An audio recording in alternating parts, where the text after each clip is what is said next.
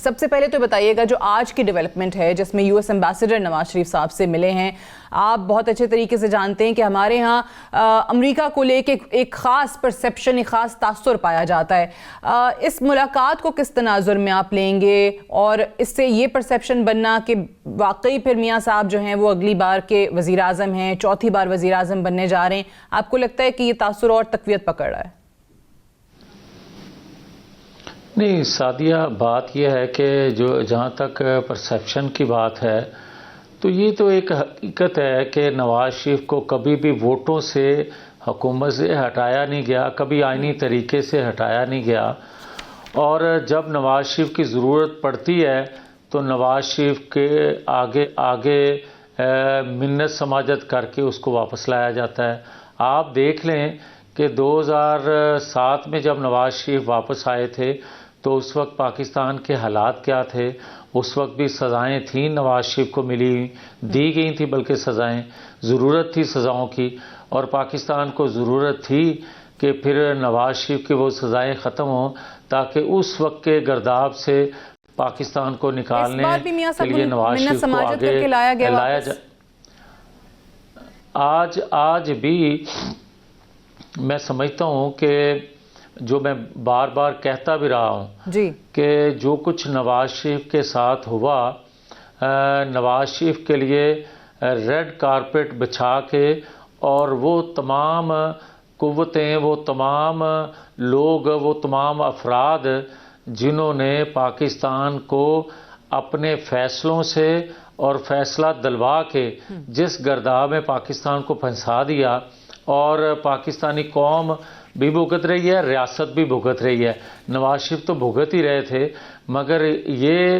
اس دفعہ پاکستان اور پاکستانی عوام بھگت رہے ہیں. آپ دیکھیں کہ اس وقت مہنگائی کیا تھی، معیشت کا حال کیا تھا، دنیا میں پاکستان کا مقام کیا تھا، اور آج کیا مقام رہ گیا ہے. اور اسی طرح پھر آپ دیکھ لیں کہ اسی پہ ذرا واپس آئیے گا. یہ آپ نے ٹھیک چلیں یہ کہ گرداب سے نکالنے کے لیے پھر نواز شریف کی یاد آ جاتی ہے، لیکن اس بار آپ کہہ رہے ہیں کہ ریڈ کارپٹ دوبارہ سے بچھا کے ان کو واپس لایا جا رہا ہے. اگر ایسا ہی ہے، واقعی منت سماجت کر کے نواز شریف صاحب کو واپس لایا جا رہا ہے، تو پھر تو جو تاثر دوسرے جی مکمل کیجئے. نہیں سعدیہ، میں نے یہ نہیں کہا کہ کارپٹ بچھا کے لایا گیا ہے. میں نے یہ آپ کو کہا ہے کہ ریڈ کارپٹ بچھا کے لایا جانا چاہیے تھا.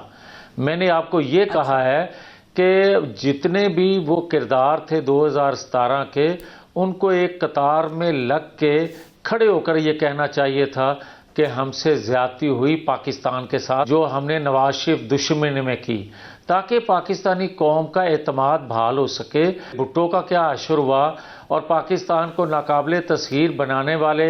نواز شریف کا کیا انجام ہوا، اور نواز شریف نے پھر جب سی پیک پاکستان کو دیا تو پھر کن کے کہنے پہ اور کن کی خواہش پہ ہمارے لوگوں نے اپنا کندھا پیش کر کے نواز شریف کو ہٹایا اور پاکستان کو پھنسا دیا. میں تو یہ کہنا چاہتا ہوں.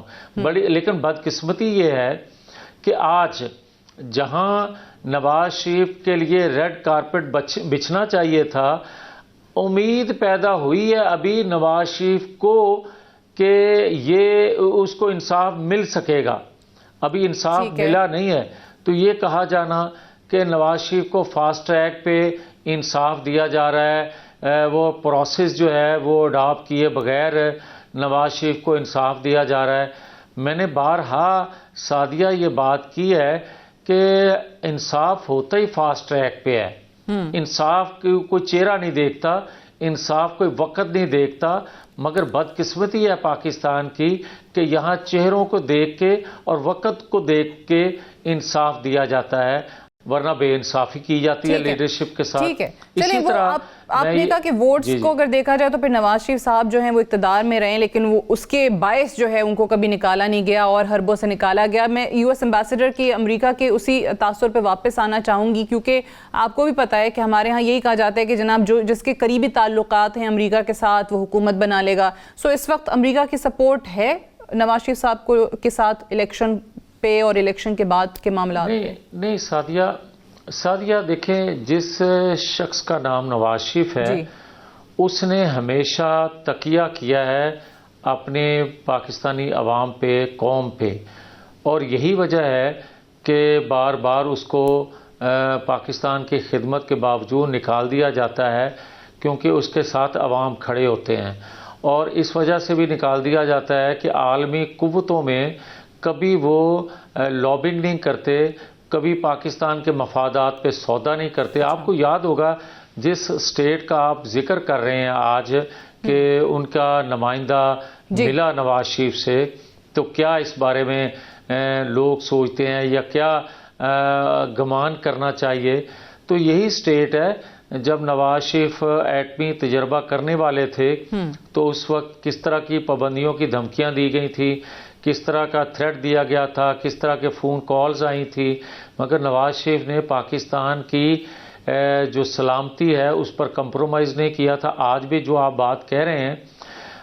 ایک اسٹیٹ تو کیا باقی اسٹیٹ جو ہیں دنیا بھر کی، ان کے نمائندے بھی نواز شریف سے لندن میں بھی ملے ہیں، یہاں بھی مل رہے ہیں، آئندہ بھی ملیں گے۔ وجہ یہ ہے کہ وہ سمجھتے ہیں کہ اس خطے میں بھی صرف نواز شریف پاکستان میں نہیں بلکہ اس خطے میں بھی نواز شریف ایک سینئر موسٹ پولیٹیشین ہے جن کی ایک کریڈیبلٹی ہے، جس پر اعتماد لوگ کرتے ہیں، اور لوگ سمجھتے ہیں کہ اس خطے میں امن کے لیے بھی نواز شریف اپنا ایک رول ادا کر سکتے ہیں، تو اس لیے تمام لوگ دنیا کے ملتے ہیں۔ بالکل صحیح ہے۔ مجھے بتائیے، آپ نے جیسے ذکر کیا کہ انصاف جو ہے وہ ہوتا ہی فاسٹ ٹریک پہ ہے، اور اسی چیز کو لے کے کہ یکے بعد دیگرے